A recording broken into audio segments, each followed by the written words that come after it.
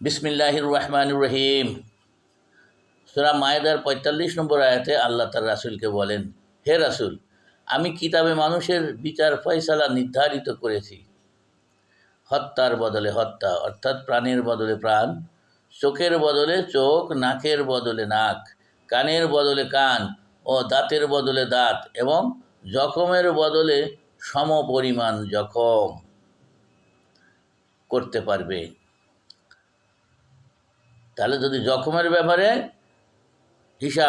অনেক হিসাব, সে তাকে যতটুকু জখম করেছে ততটুকু জখম করতে পারবে, তার সে বেশি করতে পারবে না। আর যদি কেউ ক্ষমা করে দেয়, যদি এ কিছু না করে সে ক্ষমা করে দেয়, তার জন্য তা কাফফারা হয়ে যাবে। কত সুন্দর কথা।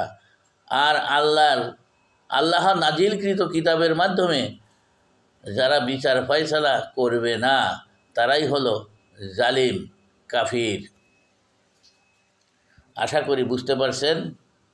আসসালামু আলাইকুম রহমতুল্লাহ।